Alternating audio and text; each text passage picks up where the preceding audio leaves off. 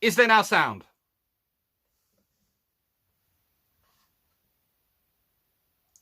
Hopefully you can all now hear me. Hopefully, he says. Oh, right then. Let's have an argument at the printer. Hey, baramba.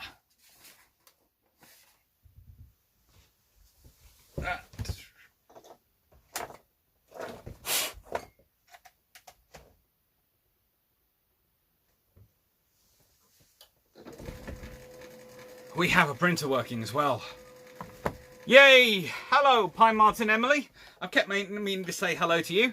Andrew H. Mike Owen. Hi, Jeff Beeler. Hi, Engaging Strategy. Hello. It's not gone again, has it? Hopefully it's not gone again. If it has. No, we've got sound. Yes, we can hear you. Hello, Blue Shirt Buddha. How's New York doing? Yep, they're printing out okay. So, today I did have planned an all singing, all dancing, using the computer presentation. In return, it has helpfully died on me. Now, today we're going to be covering, one main topic and a couple of subsidiary topics, because honestly, the main topic is something which is going to be pretty cool, but we can go on forever about it. Also, what else was I going to do? There's going to be some announcements. Oh, yes. I have apparently, thanks to all you kind people signing up and watching my videos and all those things, have passed the level for monetization. I have no idea what that means, but being a poor early career researcher, I have clicked the yes button. So, who knows? But if you now do see adverts occasionally, I apologize. But it helps pay things. Engaging strategy. You made plans. This was your first mistake. Actually, this is the second technical thing which has gone wrong today. Okay? The first thing was I was recording a podcast with two very cool people this morning, which was supposed to go out this week. And we managed to sit there chatting for 2 hours, and then when we checked it afterwards, the podcast was complete. The recording was completely empty. It had recorded 2 hours of nothing.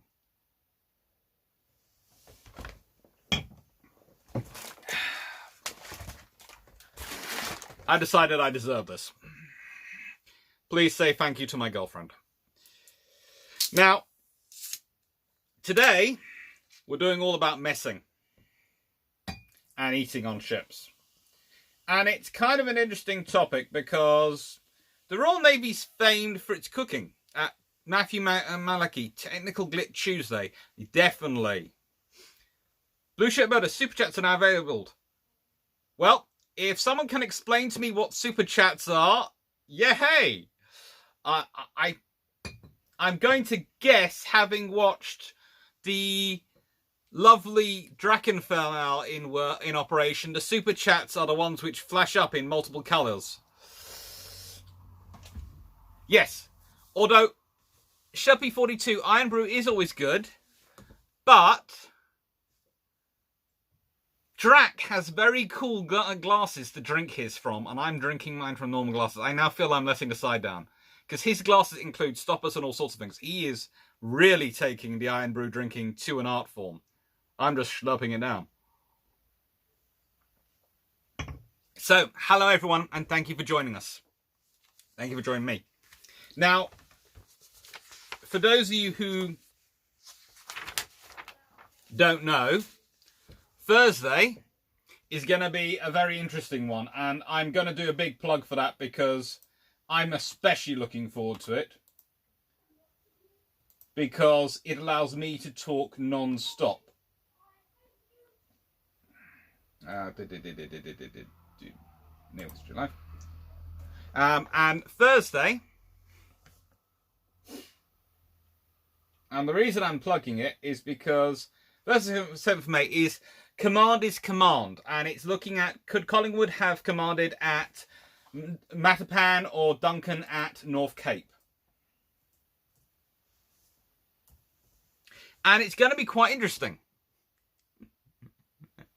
Andrew H, LSTs part 2. Oh, don't get me started on LSTs. I'm still doing the Japan part 2 and the headquarters ships, which is part 4, really, for the landing craft. And it's just the sheer stuff not covered about them is what's causing me issues. Because there's all sorts of things which people have forgotten. And there's this bit over here and this bit over there. I love research, though. Night Heron Productions. Don't worry about the glass. Grab yourself one of those tiny umbrellas and you'll be as good as gold. I'm not rising to it. So, today is all about messing. Now, at this point, a nice slideshow was supposed to be going along next to my head, and there was Naval History Live all around it, and it looked beautiful. And it worked perfectly in the practice I did yesterday. And now today it's gone thump.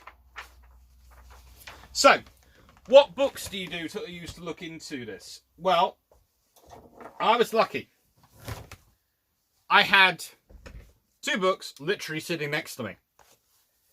This one is very cool, but it was published in 1946, and some of the language it uses, which I am quoting, so I'm giving people a heads up, because one of the briefings I was told in my lecturing review was that I apparently need to get, when I was lecturing at the beginning of last year, was apparently I need to give the students more notice when I'm going to use things which might cause offence. My point is I'm using a quote from a book published in 1946. I do apologise, but it's not meant to cause offence. And Sub-Lieutenant by Ludovic Kennedy. And I'm going to be doing 3 things today. Mainly, it's going to be about messing and the transition from this to the modern mess style in the 1950s. But there's going to be more.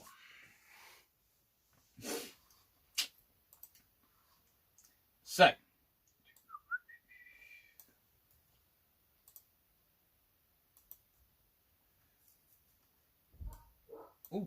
there.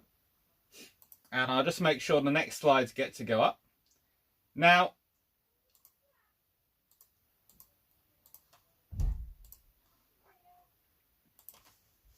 the first slide, therefore, I have up. Matelot's engaging strategy. Matelots swear like sailors. Yes, I know. That was literally what caused me trouble. Colourful language. It's just... And I was just sitting there going, it's not even bad language in modern parlance, but apparently it upset people. So, that's the end slide. Got my slides out of order. This one. So, these are the 4 best books you can get on the transition period, really, from being a sailor in the 1940s to a sailor in the 1960s. Because the 1950s is when there's the transition. And it's kind of interested me anyway, and I was already doing stuff on it, because I am doing, and as you see in my pictures, a book currently, which is on 3 classes of ships. Tribals, battles, and daring class. Now, what's interesting is that the tribals were famed when they entered service because they had the largest galleys and the largest messing areas of any destroyer in the Royal Navy. In fact, they arguably had better facilities in terms of space per individual crew than the Dido-class cruisers. The battles were as cramped as anything and considered a return to traditional messing, which we'll be discussing in a second. And the darings come into service just as the Royal Navy's changing from traditional messing to the sort of messing as we consider it today, because it takes place in the 1950s. So, this slide, which is up now, should be up anyway.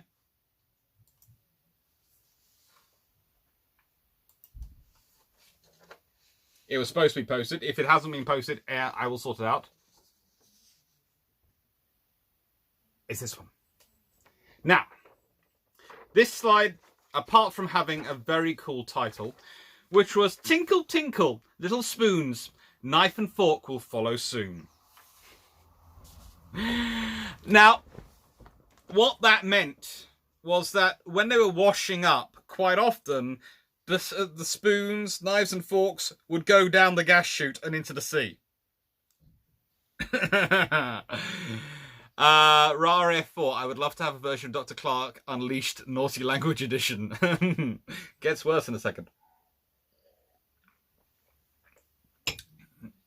Jeff Beeler, I think the US Lend-Lease ships drove the changes. Actually, no.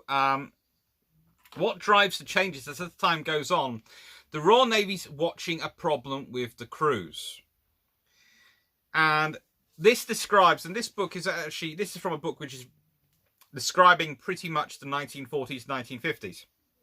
And up until the 1950s, for most of the period, cooking on surface ships was not done by cooks, but by cooks of the day for each mess.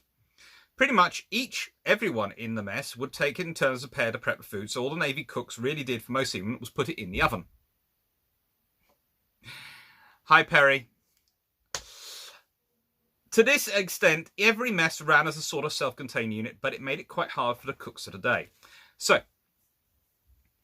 yeah, herring production. Wait, metal utensils straight into the sea. Yes, that is what happened. That literally, when they were washing up, some of them go down. So, often what you had is because the mess were sort of running their own money and their own things and had their own allowance for getting food to an extent, but they'd get it in rations and allowance of things for vegetables and those sort of things. They'd often try and run on the minimum so they could save money for the end. But often that money ends up being spent, instead of being able to go home as extra pay for the crew, would often be spent on knives and forks and cutlery, because when there was an inspection and it was found that each of the messes didn't have enough knives, forks and spoons for every sailor to have one each, they had to go and buy them.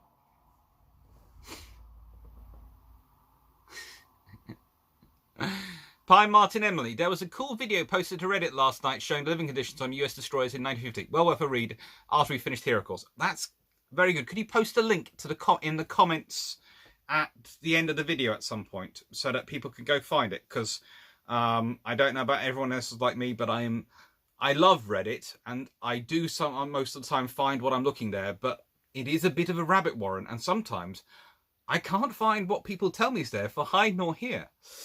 Now, here's a bit of a description of that experience as being cook of the day.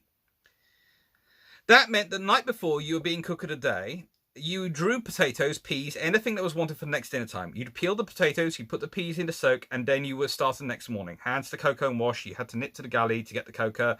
Then at breakfast time, you had to put up for your mess the stuff that was better for breakfast. There was the ship's cooks didn't do any cooking. None at all.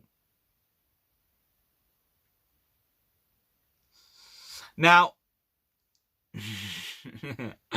what this basically means, they had no real professional cooking. The officers got it cooked for them, but the sailors didn't. It would be prepped by the cook of the day, and then the cooks would be cooking it.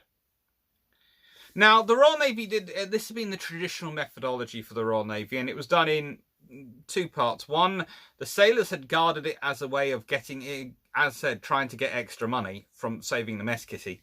But also because when you're cooking for several hundred men, it was considered quite difficult, sometimes several thousand men, to feed them all is things that they're going to eat and they're going to like.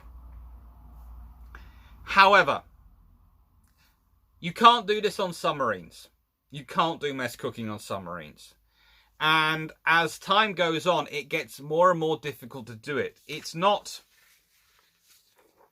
so much the difficulty of the individuals cooking it as the situations. Now, it does return after World War II. It continues to hang around because the ship's been designed around it. But as the experience from this book published in 1946 shows, even during World War II, there was a difference going on. Because traditionally, the mess was responsible for getting everything. For getting the tea, for getting all the food, everything. All that stuff was divided up into the individual messes. And the messes would be anything from 8 to 20 people. And this is the warning one, which I will post Twitter now.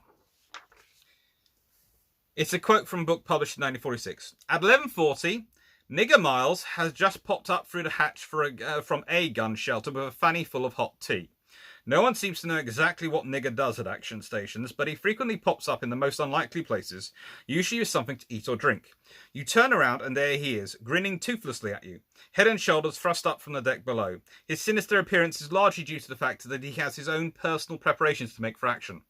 If you were to go below and look in his locker, you would find in the middle of a medley of socks, shirts, sweaters, sea boots and stockings and other junk, his teeth. So, you have no professional cookery in theory, but in World War II, you're already getting a scenario where food is coming around at action stations. You have action messing. You have scran being provided to sailors when they need it at the stations to keep them going. It had started to an extent in World War I. In World War I, the Royal Navy started realising that if it wasn't feeding its crew, if it wasn't keeping them well and healthy, then it was going to get into trouble. But the mess system had always been the way, and it was jealously guarded for many different ways. But it's not delivering. And it's starting not to deliver because you have all this complication of food. You have people who don't have cooking skills having to do cookery. Now, usually what that meant was that a sailor who was inexperienced would be partnered up with a sailor who was experienced to do the cooking. And then they would start, they would train them up. And some sailors were good at prepping, some weren't. Sometimes the food you get would be what was already on the go. But really, as you transition between these ships, you get a big difference going on in how the Royal Navy's really treating food and how the Royal Navy's treating its sailors. You also get the fact that on smaller ships especially, it's becoming more and more common for the captains to take a more and more active approach in their people feeding, in making sure their crews are getting fed. One of the reports from Philip Vian in 1940 is that he gets in a full-on argument with a more senior admiral because, he is a captain at the point, he's not an admiral, but with an admiral, because he's been pretty much getting the cooks on the tribal destroyers in his flotillas to actually prep the meals. Because his point is the ship's crews are standing full watch.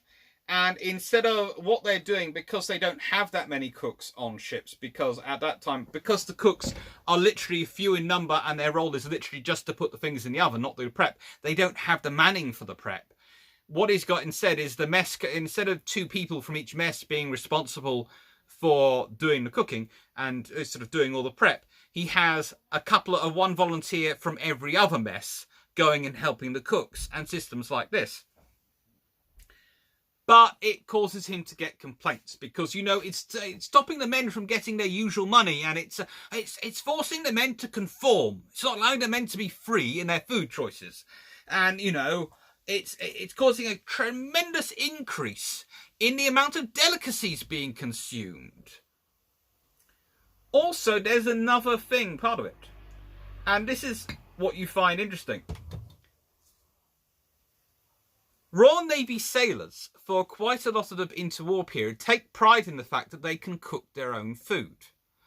Quite a lot of them take pride and say this is one of the reasons why all the girls love a sailor, because when the sailor comes home from sea, despite, in addition to their wives often being far more likely to be employed than non-sailors' wives, the fact is they would often start mucking in at home.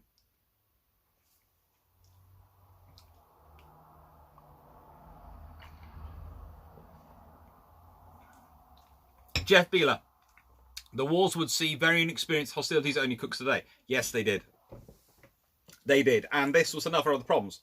Now, one of the interesting things you find here is the cooks aren't really the cooks are just in charge of the ovens, because the Royal Navy doesn't want to risk regular sailors burning the ship down or something by using the cooking equipment. but they're not doing the prepping for the sailors. For the officers, though, they're getting a meal cooked for them. And if you're a captain with a steward, you're being quite well looked after, because the steward's job is to make sure you are awake and sensible and actually eat on time and don't get so distracted by your job you're actually ready for it. But the thing is, the Royal Navy's looking at this and looking down and going, you know what, we'd like to change this. And post-Second World War, they do a lot of studies which do look into changing it. But it's getting the money. And one of the interesting things in one of the books I was looking at about this, where have I put it there? There it is. In this book, they do make the point, the author, David Phillipson, makes the point on several occasions that Britain's very poor. And they're trying to get the most out of their navy they can. And it's until they can be convinced that this will actually represent an efficiency, they don't transition. Disturbing enough, and rather appropriate considering this little ditty, one of the savings actually pointed to was that it would save on expensive cutlery.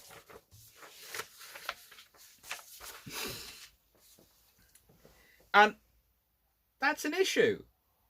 You know, you have an issue with how do you keep your men's morale up? Cake becomes a big issue. During, you know, the reason, and I looked up who Nigger Miles was, by the way, in this one, and he was one of the ship's cooks and ship steward cooks. And his job in action stations on that tribal was to go around making sure people have food, making sure people have the things that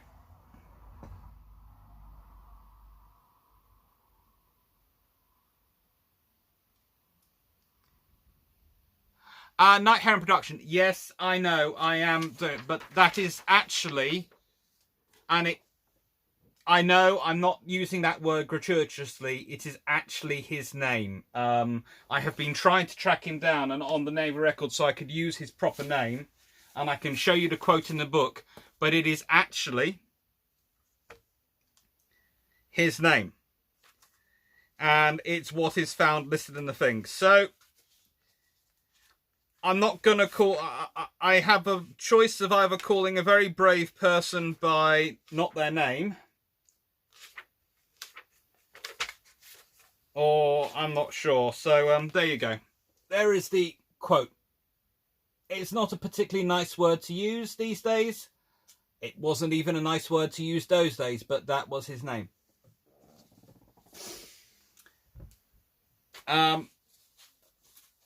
So...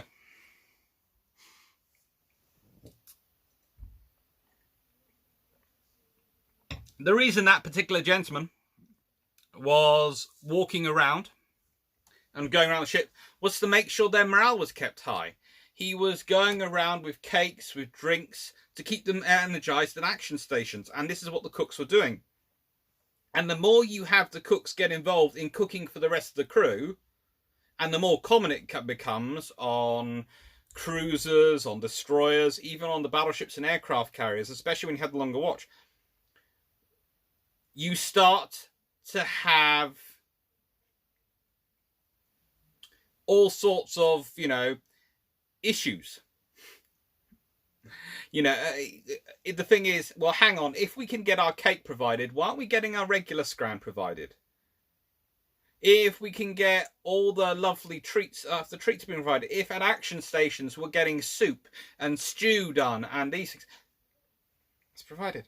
Plus, for a lot of the ships, especially on the smaller ships, the Flower class and these things, you didn't have the sort of the number of messes that you could have this break up, because you'd have a very small crew, and especially on the armed trawlers, you could have a crew which was less than a dozen strong. Jeff Beeler, I wonder if he was African. Now, as far as I can find out from my own looks, he comes from Portsmouth, so we don't know. Well, RF4. This is what I was saying at the beginning. I was giving everyone a heads up.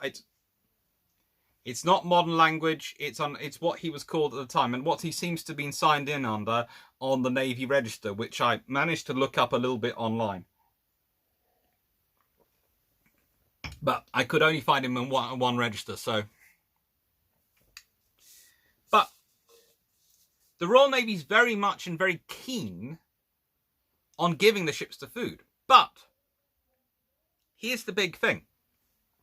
In transition from this group messing to what we understand it today, where the scran is provided by a whole group of culinary specialists, of catering, where they're providing you with the food,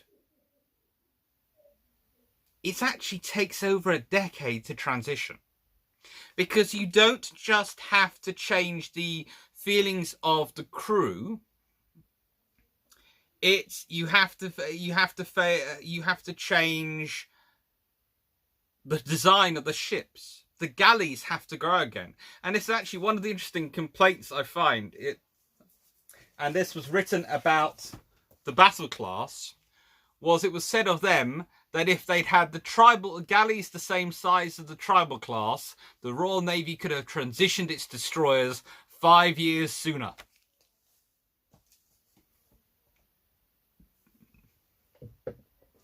Because you have to rebuild and redesign ships to accommodate the new style of messing. And that in its end is the biggest reason why it continues on through the interwar period. Because you have ships being built to a certain standard. And you have to actually fight for increased galley space. You have to fight to get the increased galley space. You have to champion it.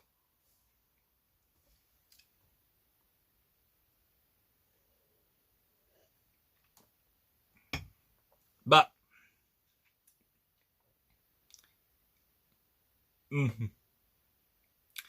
and the food gets better. But interestingly enough, and this was a survey I looked up to this day, still to this day, sailors are more likely to rate themselves good cooks than soldiers. Even though we no longer have the messing where they're all prepping their food and all their stuff, sailors still consider themselves better cooks on average than soldiers. So it's got into them.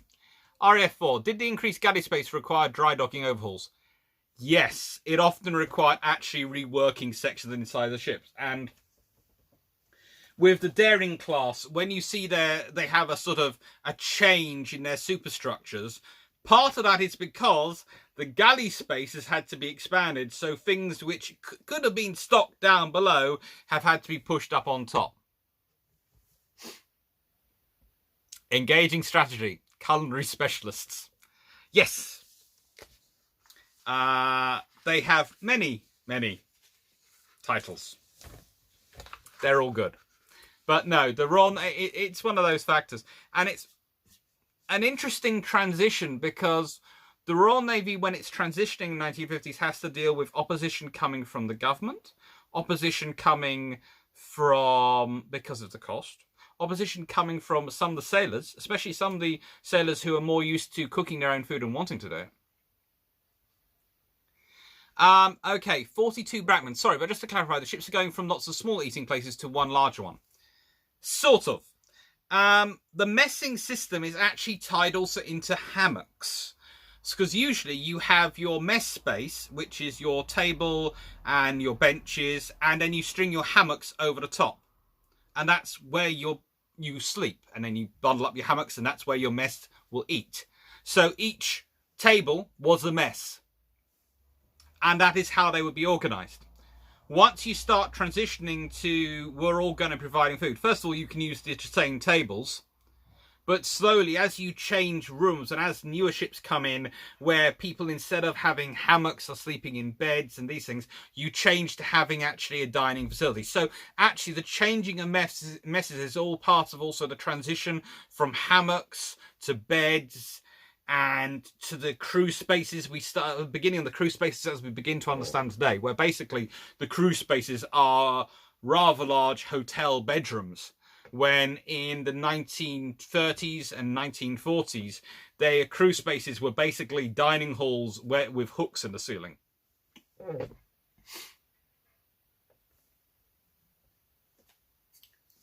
Sorry, I should have explained that at the beginning, but I was, you know.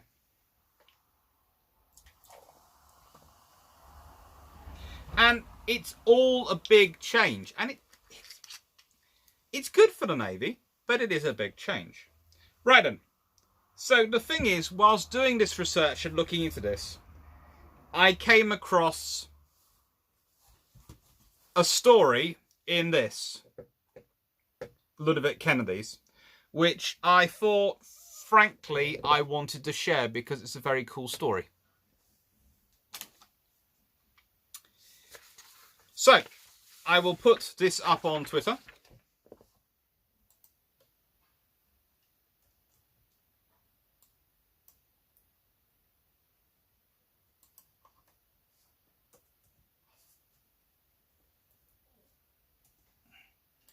And hopefully you'll all enjoy them.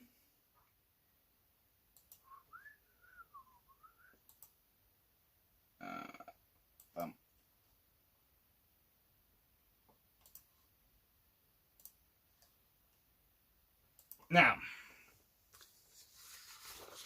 this is the story of the captain of HMS Rawalpindi, who was Ludovic Kennedy's father. And I want you to think about this because it's rather an interesting story for me. The Rawalpindi, as we all know, gets sunk by...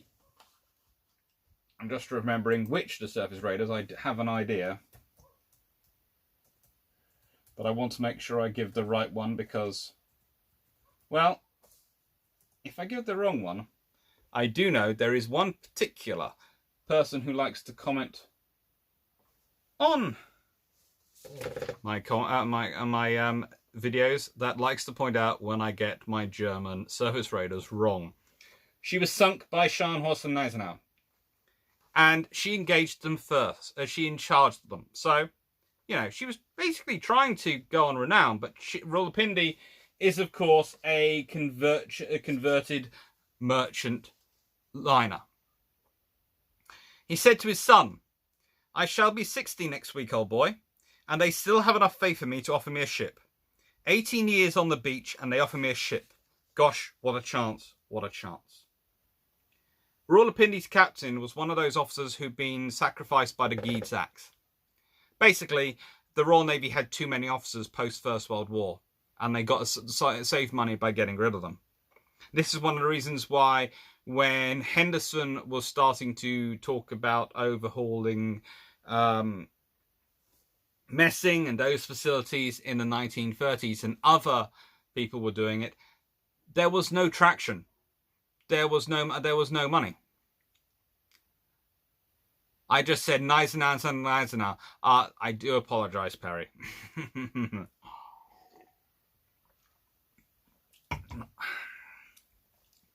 Anyway, so, but there is one advantage to it. In late 1930s, when the Royal Navy was starting to surge for World War II, they had two options. They had very good younger officers they could promote, but they also had a whole load of officers who had been sitting on the beach, who had been out of commission. And they knew which ones were good and which ones were bad, which ones had kept informed, which ones had been involved. Mr. Kennedy was one of them. Captain Kennedy. Edward Coverley Kennedy. And it's a good ship. He would write later, and this is what he'd write to a friend: "They have given me some guns, good guns, and I'm going to use them."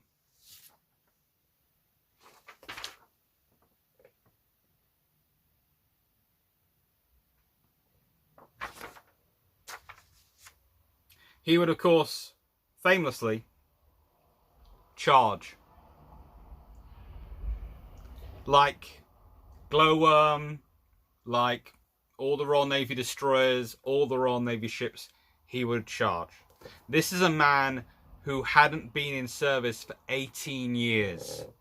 He's given command of a ship and he's giddy as a schoolboy.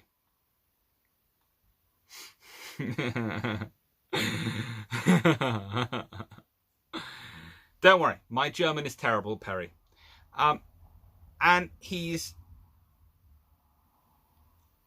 you know, one of the interesting things about Rawalpindi is this man takes so much care in the use and development of his ship. And so many of the converted merchant cruisers go through the same experience. Their captains, especially their first captains, obsess over making sure they get everything right. They get all the guns they need, the 4-inch guns, the 6-inch guns, every single weapon, some torpedoes if they can get them, some depth charges if they can get them. Anything they can get for them, they try to get.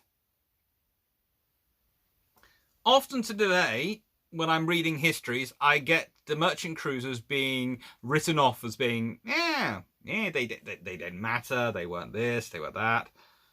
Well, honestly, if you're a surface raider like the Altmark, or like many of the vessels which the Germans were trying to use as surface raiding, they were often very critical at imposing the blockade.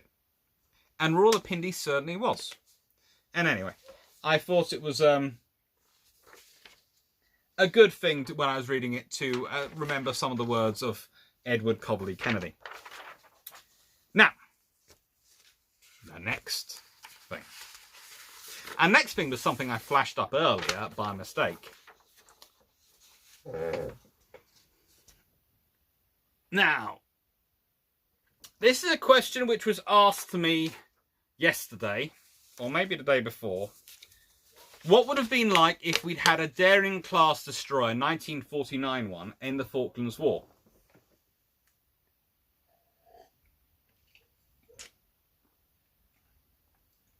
I'll just answer Schleppy 42 or a U-boat that tries to use its deck gun. Yeah, that would never have gone down well versus an armed merchant cruiser.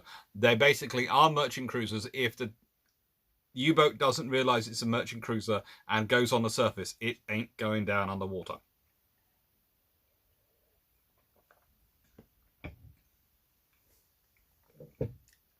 So, the question was, would a Daring class have been useful in the Falklands War?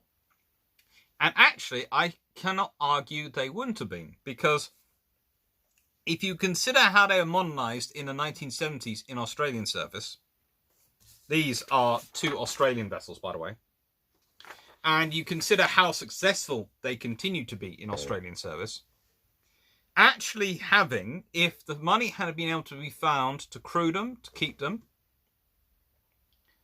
I actually think the Daring class would have been far more useful than even a Tiger class cruiser or any of those vessels, because the Royal Navy had plenty of 4.5-inch shells back at home, and it was taking them down there, although it was running out by the end of the Falklands War. And this would have been 6 more guns. Basically, they would have been solo. Even one of them there would have been most of the gun line. That was supposed to support Royal Marines ashore at night time. Although, and here is the big problem for them, whether they could have dealt with the changing in not just messing, but they had dealt with the transition in messing, but whether they could have dealt with the transition in accommodations, that would have been complicated. Because by the 1960s, 70s, you are starting to get sailors getting used to better accommodations. They don't want to be in hammocks. Well, some of them do want to be in hammocks, but honestly, they prefer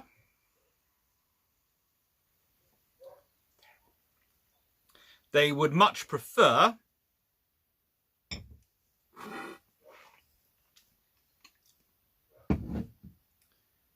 to be in a bed, to be comfortable, to have their own little space they can call their own, not just a pair of hooks.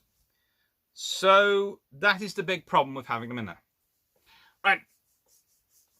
So those are the 2 little B stories and the main story. I know I haven't done a massive thing on messing, But that's because actually I did have more programmed in and it hasn't come out. So I might well revisit it later. And any questions? Because I realise this is running a bit shorter than normal. Don't worry, Thursdays is massive already.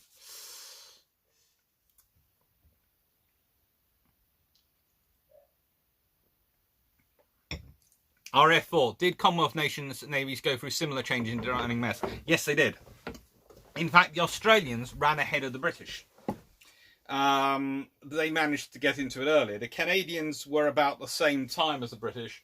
In fact, if anyone who's got this book will find a whole section where he's talking, where Madgwick is talking about how he dealt with it and how you deal with the transition. And the transition is an issue. It's complicated. Turning your ship around from centuries of tradition, from the way not only the sailors who've been in for years are used to, but the petty officers, the officers, everyone's used to running it, is a big thing. And especially in a time when you're already dealing with change brought on by a change in weapons, i.e. the growth in missile systems, the change in global politics and all these things, you have to sort of develop it. Ask Ivana, any bully beef stories? There are lots of stories about the food. I have a good example here, sitting up here.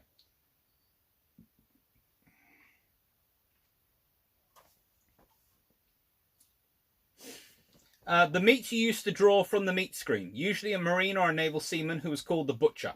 And he cut up the meat. You didn't know what sort of meat you were going to get, and so you'd rush up. You're always in a hurry. You got the meat, and the butcher would say, "Number 7 mess, here you are." And he'd take a drop kick with you. And you picked it up, and you decided. You had to decide, and you had to learn quickly what to do with it. Whether it would be a straight rush, or whether it could be a stew, or whatever you would do with it. A straight rush, of course, you put in a dish, put the spuds around it, and a few onions, and then went up to the galley. You never worried about puddings. You never had time. If it was a pie, you had to know how to make a pie. You had some weird and wonderful concoctions there from those of us who just joined. And if it was a case of making a pie, it meant that you had to cut the meat up, put that up to the galley, and then you had to sneak away from your job because you had to fall in about a quarter of an hour after the others and start work. Well then, you went to your boss, if you were a seaman, your captain of your top, and say, "All right, to nip down to the mess and make a bit of clacker, a pastry or pie, a piece of dough bread spread over with currants and jam and cooked." Yes, so you'd rush away down to the mess, because if you were caught on the mess deck, you were in the wrong, you see. And then you rolled out the stuff, made your dough, rushed up to the galley and pleaded with the cook to let you have this. You had a bit of wood with the number of the mess on it, tied under the handle of it there. Back again, roll this out, put a lid on it, the clacker as we call it, and back to the galley. Now then you were back to work again. It's a very complicated process for them to get decent food. And this is another reason why the Royal Navy starts to change these things. This is because the Royal Navy is worried about the quality of food it's getting sailors, but also it has these people all rushing about. Sheppy 42. Do you think Cochrane would have done better on a World War II destroyer, cruiser, or battleship? Well, Sheppy 42, I'm actually just going to be looking into that on Thursday. That's part of what Thursday is going to be about, looking at the command personalities from the past and seeing if they could have done it in World War II. I think myself, though, I'll explain this more on Thursday, but I would have put Cochrane on a cruiser, because I don't think he was aggressive enough for a destroyer, and I don't think he was experienced enough as an artilleryman for a battleship. Engaging strategy. Were stories of RN sailors astounded by cola and ice cream machines installed on a carrier, victorious I think, actually true, or humorous myth about wartime UK deprivation? A bit of both. A bit of both. It was more exaggerated than astoundment. They were a bit case of, wow, this is nice. It was a nice treat, and at one point I think Victorious ended up with a nickname as being a sort of cruise liner, but you know, Hello, Dave.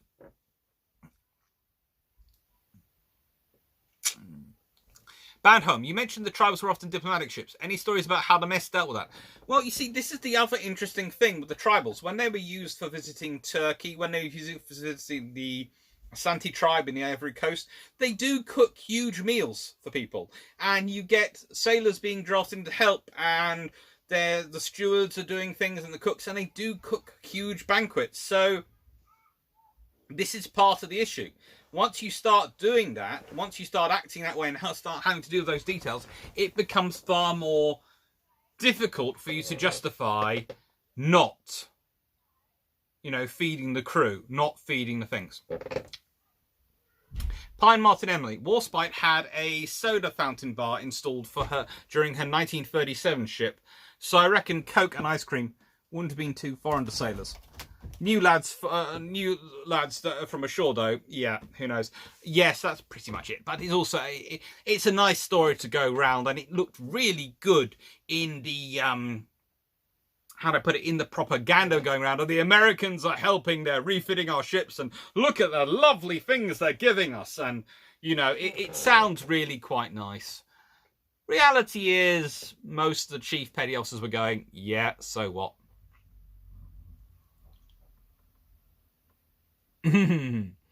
Jeff Beeler. Some escort carriers and Model 2s arrived with American-style messing arrangements, including ice cream. Yes, they did. Jeff Beeler now want to go see what Haida has. Well, remember, she's been refitted. So she was refitted after a few years. Tuning 3434. So close to 2000, Dr. Clark. How are you going to do that? How are you going to rub that into your auntie? Well, my probable plan is to send her a nice card from Moonpig. With someone going, ee. But, that's fine. Jeff Beeler, what were RN cooks trained to do then? The RN cooks were actually trained to do a lot of cooking. They were very much for the diplomatic cooking. They were very much cooking for the officers. But for the crew, they just weren't enough. They weren't to put in enough numbers. So all they could do was really heat the stuff up while they were cooking the officers' food. And so the stuff would go in the ovens, which is why the sailors are having the food they're having. Schleppy42. Cochrane not aggressive enough for a destroyer. Now I want to see how he would put on one. Well, let's put it this way. Unfortunately, Cochrane... yeah, he just... when you look at the average destroyer commander in World War II, he's more cruiser. He's too mellow. Too mellow. Lawrence Cook. Did an RN ship trade rum for ice cream off a USN ship in World War II? They were trading everything for alcohol. The Royal Navy basically got as much alcohol as it wanted. And the, they could pretty much bribe the Americans for anything alcohol. Dave Burnham. Haida served until 1963. Yes, she did. But she had a 1950s refit. I said 1970s tonight. I do apologise. Jeff Beeler. Who made sure that sailors avoided scurvy in their diet? Pretty much that was what one of the XO's jobs was, to watch the sailors and the petty officers and make sure they were feeding properly. So they would get food, it would be refrigerated, they would get given rations of vegetables and these things, and they were supposed to eat them, and it was watched. But this is, again, starts to filter into another thing that the Royal Navy is watching its crews. It's going, we have to maintain quality.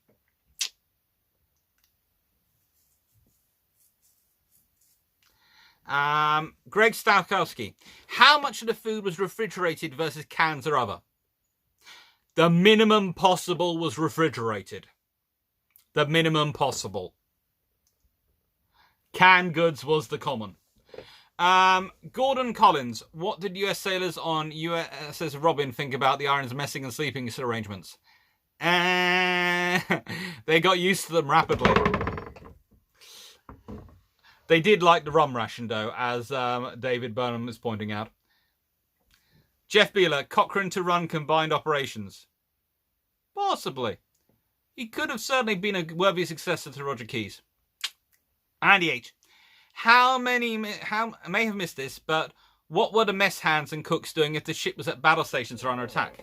Well, as most of as I said, the cooks, the cooks of the day, the mess men, they had they were normal sailors. They were part of the normal mess. They were part of the thing. So if the cooks themselves at action stations, usually they're standing watching the food, making sure it's cooking, making sure the people have food afterwards. And this is another thing which happens in World War II. Jay Illingworth, how about Collingwood, Doc? In my theory, you're really, asking me to tell you all about Thursday before we have Thursday. But I'll give you a taster in that Collingwood. Well, if I was going to put him anywhere, I would have probably put him in Pound's role and given him the job of managing Churchill. I think Collingwood could have done that very well.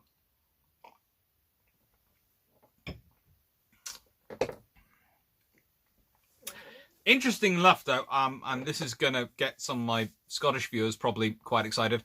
I'd have put Duncan in charge of the Mediterranean, because I think Duncan would have had an absolute ball out there versus the Italians running convoys.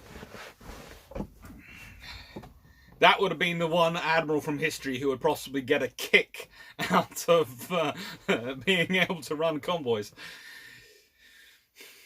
But no, it's an interesting juxtaposition, especially in messing, because when we're talking about those officers from the past, 150 years, the messing arrangements haven't really changed in this time. So the messing arrangements under Nelson would have been very similar to the messing arrangements that you had going on right up until the 1950s. Schleppy42, gotta have someone to stop Churchill doing anything too mental. Some of Churchill's mental stuff was pretty cool. Night Heron Production, who would you have put in the Pacific? Well, when the British finally get a Pacific fleet out there, finally,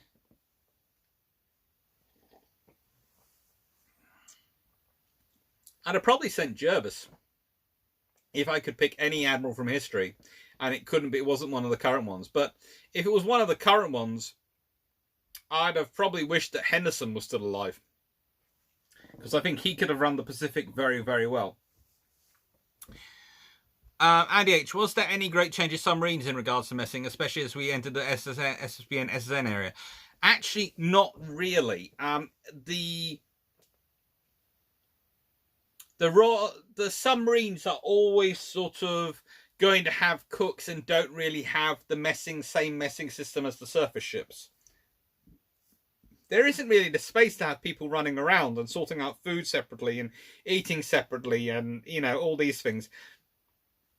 Plus, as we all know, many of the people in submarines actually sleep where the torpedoes are stored, so they don't get a bed till they fire the torpedoes. So, messing and submarines, it's always a different experience. And it's the same in small ships. And one of the interesting things, I was watching a YouTuber called Shadversity who does all sorts of stuff on castles, and it's really cool. He's a very interesting Australian gentleman who is absolutely obsessed with castles and the medieval era. And one of the things he said was he didn't want to do a YouTube video about life in the medieval era because it's different, because it changes over the several hundred years. It changes from place to place. And just because one thing happens in one area doesn't mean it's going to happen in another one. It's the same with ships. You have the generic standard of messing, but individual captains had their own policies, which kept things well under control and would change to reflect the area they were in. Schleppy42. Problem in the Pacific is the American brass not necessarily playing nice with the British. That's why you send Henderson or Jervis. Either one of them. Let the Americans play whatever they want to play. I would put money on those two.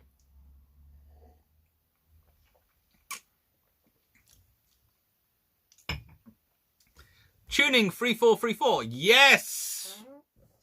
You've seen his work too. It is good. One of the most interesting things is the amount of times HMS Dragon pops up in the Royal Navy. Seriously, that is a name with a history. Jeff Beeler, Cochrane could handle the Yanks, I think. Cochrane could, but the reason I would put Henderson or Jervis is either of those are very, very good political operators. They wouldn't handle the Yanks. They would honestly probably have ended up making it so that Nimitz thought they were not only their best friend, but was basically going, I will team up with you against King anytime you need.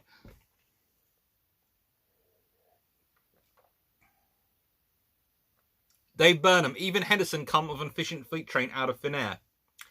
Guess what? That's exactly what he was trying to do in prior to World War II. If you look at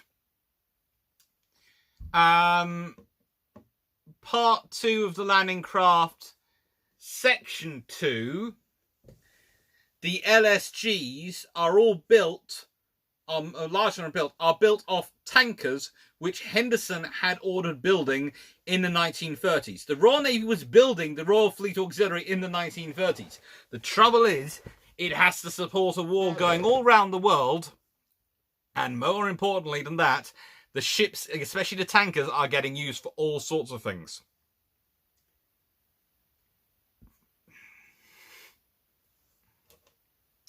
Dave Burnham, Ernie King would eat Cochrane for breakfast and Jervis for lunch.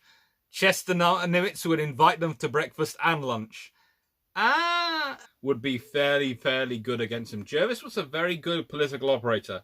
Remember, when all the politics were trying to say Nelson shouldn't be appointed because of the issues with him and all these things, he gets his way and gets Nelson appointed.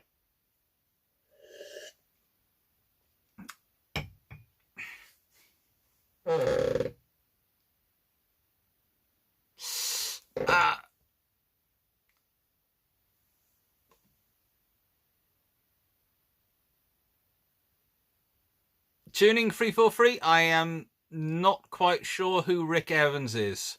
So that would have to be the first problem. I'm afraid I'm a historian. That skipped right past me.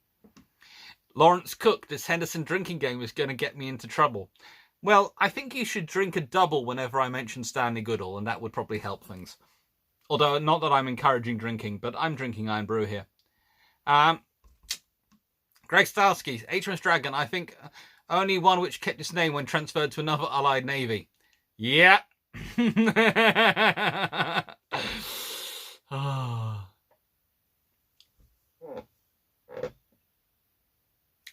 Jeff Beeler, Heiner spoke well of King. King is good. Don't get me wrong. King is good. He just doesn't like the Brits, and he doesn't like the Brits because, in the nicest way, they are the biggest threat to America at this point, and the Americans are the biggest threat from the Royal Navy. They are the two biggest navies. They are lovely people. They are it's a sort of mutual threat, and King doesn't trust anyone, and that's his job. He's the head of the US Navy. His job is to look after US. But surprisingly enough, the thing is, I think there were officers in the Royal Navy who King did quite like. He does seem to get on with certain ones of them, and the Royal Navy becomes quite adept at making sure the right officers are in Washington to keep King happy. Or at least the ones that can work with King. Jay Inworth, I submit Cochrane for C&C Western approaches. Everyone really loves Cochrane. And I'm not so sure. My literally would be to give him a cruiser and let him be happy. Maybe I would put him in Harwood's role, cruising the South Atlantic, working with the South Americans and dealing down there. He could definitely do that very well.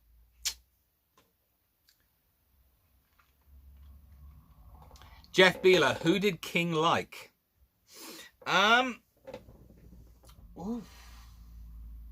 I did have his name in my head. Oh. He was a noble. Admiral Percy Noble. King rather liked him. They seem to get on quite well out in America. They start off as adversaries and they write absolute terrible, nasty things about each other for the first 3 months Noble's out there. But they become friends. They manage to bond over mutual hatred of politicians. They basically, I think they both have a rough meeting with a senator on the same day and they come out and go, let's go to the pub together and drink about how annoying he is. Night Heron production. Isn't alleged that King got hit by a bullet when one Iron officer shot a block of pykrete? Possibly spelled that wrong. No, it's correct. He didn't get hit. I don't think he actually got shot. He almost got shot. And the person shooting it was Mountbatten. Because remember, the idea was you could make aircraft carriers out of ice, or rather pykrete. Yeah. All right. Well, we're do that. Time Warp Nelson in World War II to lead the DDs. Nelson would be almost aggressive enough. Almost aggressive enough. There are actually a couple of officers who were even more aggressive than Nelson, who I might pick for the DDs. Nelson, I would probably, I think that gentleman should be in charge of battle cruisers. I could imagine him actually in charge of a carrier fleet quite happily. Actually, no. Nelson would probably do, and we will get into this because I'll go through all these officers and everything, would probably do an Eric Winkle Brown and become a test pilot.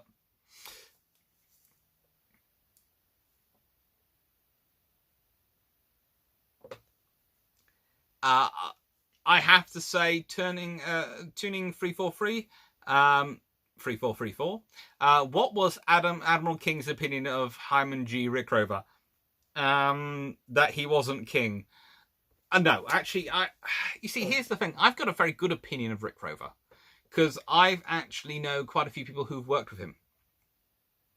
And it was when they were junior US Navy nuclear officers, and they're now mostly retired, and they actually liked him. Perry Roden, Lord Nelson of the Royal Air Force. No, more likely the Fleet Air Arm. Like Eric Winkle Brown. Chevy 42. I'm leaving plenty of stuff for Thursday because I've been saying what people do. I haven't been saying why, justifying it.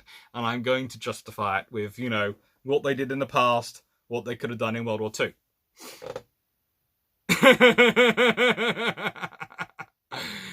Oh, Drakenfernal, Nelson in charge of HMS Renown at Lofoten. Yeah, that would have been... Oh, in the nicest way, there wouldn't have been any surviving German battleships by the time he finished. Yes. The Royal Navy has been lucky in the past. It has had a lot of very good senior officers to draw from, and I will be going back quite far to find some good ones. Ooh, Dave Burnham. That is a good one. I might actually have to add some of those. Fun to take it backwards. Johnny Walker in charge of a small frigate in 1810. I could see that, although there has been an interesting debate going on Twitter recently about whether or not Walker was going to get a carrier group to command in the Far East. I've been doing some studying. I don't think he was. I think at best he might have been going to be Philip Vian's flag captain, because Philip Vian's flag captain was up for replacement. But I don't think he was going out there to take over from Philip Vian.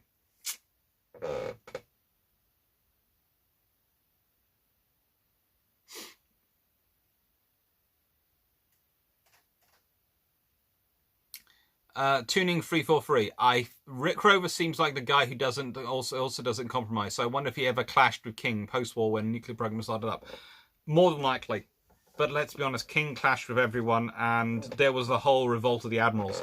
Which, if you want to hear more about, James Smith on Twitter has done a PhD, which has looked at the entire that period, and is really, really good. All right.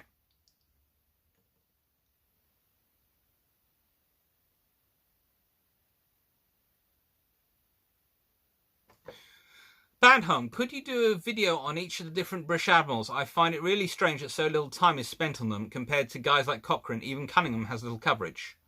Yeah, I can. It's going to be, I'll add it in. It'll become my video project after I've finished the landing craft, well, the part 4 and the Japan. King might have retired in 1945 and didn't have... Look, just because King retires doesn't make him get out of it. And whilst he wasn't there for the Revolt of Admirals, he was actually there in spirit and in consultation advice going on. That you can definitely detect King in his presence in what happens. That's the thing. Just because an officer retires, they're out of the way, doesn't mean they're not involved. So one of the interesting things is that throughout World War II, Chatfield keeps getting involved in everything. And he's technically retired, but he's still there.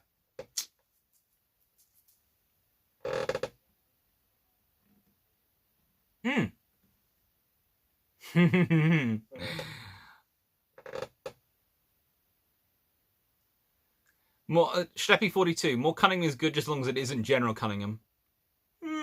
Yeah. So, alright. Now, how are we all doing today, and have we got any more questions? Perry Roden, if all things fall apart, get Hannah Harrington to fix things up. Yes, I know she's fictional, but she's also awesome. Yeah. RF4, I love how we have inveigled Dr. Clark into customizing a course for all of us on Twitter. You know, I'm happy to do that. Night Heron Production, how would you rate Vice Admiral Lancelot Ernest Holland? I don't hear much about him.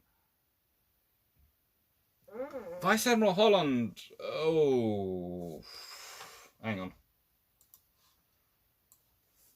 I'm trying to remember which Holland you're talking about, because there's a couple.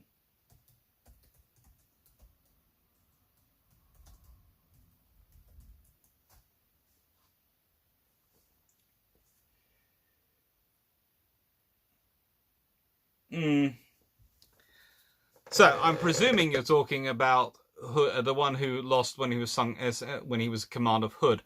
He was actually quite a good officer, but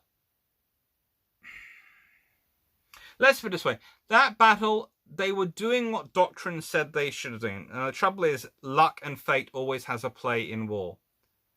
But he did very well. If he'd survived, he would have probably been quite a senior officer by the end of World War II, because he was a very experienced, very good officer. Dave Burnham, which James Smith? Lots on Twitter. Let me just track him down.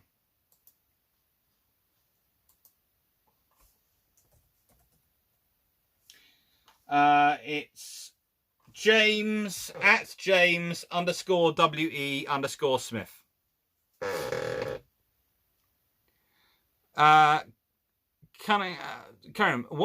Kirim 96. What would be the best place for Beatty and Seymour in any time?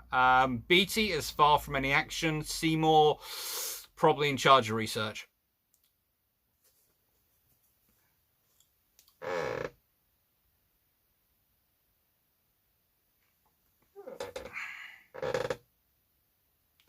Matthew Griffiths, was Philip Vian a notably good or bad commander of aircraft carriers? Well, okay, so Vian was actually a pretty good commander of aircraft carriers in terms of getting them to do what he needed them to do. But he was also used to commands where he was dealing with the elite who were staffed largely by long-term service professionals. And especially tribals, he'd spent many years in destroyers. So when he gets his carrier command, he isn't necessarily the most diplomatic or best at in terms of his treatment of some of the officers around him. He expects them to be excellent as default. It's kind of interesting because I can find lots of sources which say he was very good, and lots of sources which say he was very bad. None of the sources say he was bad from a naval command perspective. He gives decisive orders and all these things. They're all bad from the perspective of he doesn't treat us right, he doesn't understand our needs, he doesn't make us feel respected enough, he doesn't care about us, he just sends us into battle. So, Honestly, the thing is, I think any naval officer, given the command that Vian was given, and given the orders Vian was given, and given the job Vian was given of maximizing the Royal Navy's carriers' ability to do things so that they would be a maximum presence for terms of their numbers and values, I think he does a good job. I just don't think perhaps he's the most personal when he's going about it.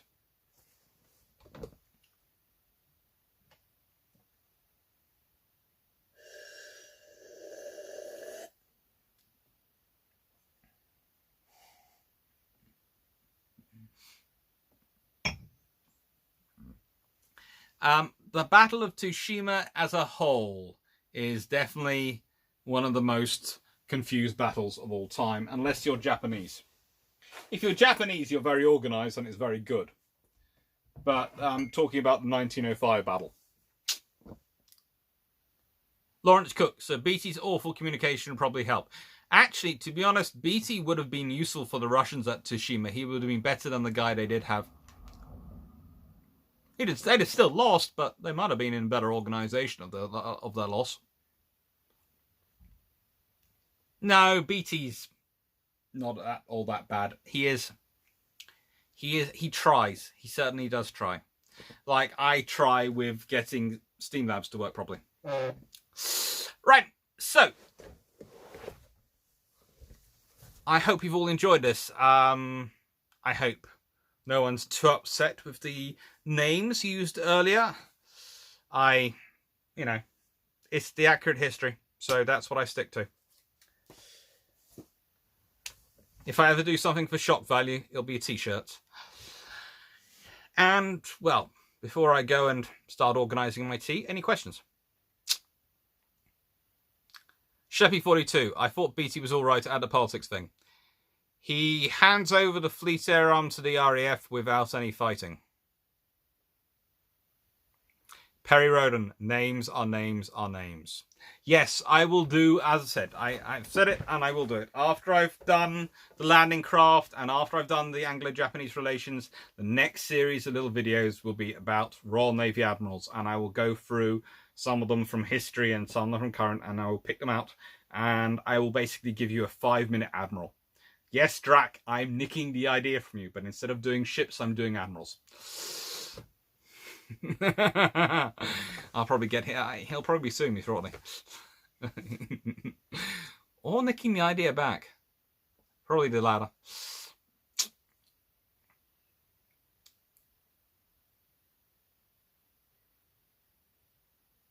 Night Heron Production. They try to throw me under the bus regularly. Unfortunately, it's turned out that I bounce. Probably because I haven't been to a gym enough and I've still got a big tum. Right. So, Jane, sound like Vian was a bit like Jellicoe. Great leader, somewhat cold. To an extent, but he also does things like there's a young sailor whose wife has just given birth. And he gives him a signal and tells him he has to take it to London. And then when he's in London, he has to wait for the response. And the signal is actually just a request for spares. But while he's in London, of course, he gets to go see his wife and see the newborn baby. So Vian is one of those complicated characters. He really does care about the people under his command when he has a chance to do so. Yes, Drac did recently do a video about Nelson's part 1. Drac's looking into Nelson is excellent. I will be avoiding Nelson. Drac and Fennell. Well, that'll cut my list down by a year or so. So actually, that's good for you. It'll add about a year to my list. There are a lot of Royal Navy admirals. There are a lot of them. They produce them by the bucket load. It's kind of like Russian generals in the 1960s. The Cold War, the list of generals with the same names is just going to go. The Allies are going, are we sure this is this one, or is it this one, or is it this one? Because they all have the same name. That is what we try and deliver. And actually, me and Drac and Armoured Carriers are working on another little project together, but we'll see about that when that starts to come out.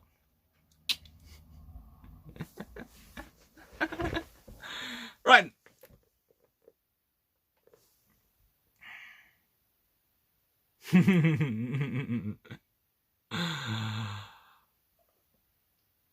So, I'm going to say have a nice evening. Thank you for watching. See you all hopefully Thursday, where hopefully either that will work or I will have that this all printed up and ready to go beforehand. And take care and chat soon. Thank you very much for watching as always. And as I said, thank you. I will... Oh, and a little announcement to those people who are patrons, because as a thank you very much to all of you, I already have articles coming up on that as well. But what I'm going to do is I'm going to start uploading all my picture slides from my presentations onto the Patreon account so that you can go through them if you want at your own pace, and they'll be there to download. So I just thought that'd be something nice. Anyway, thank you very much to everyone. Hello, Matthew. And thank you for watching. Take care. Have a nice evening. I'm off to cook my tea. Thank you.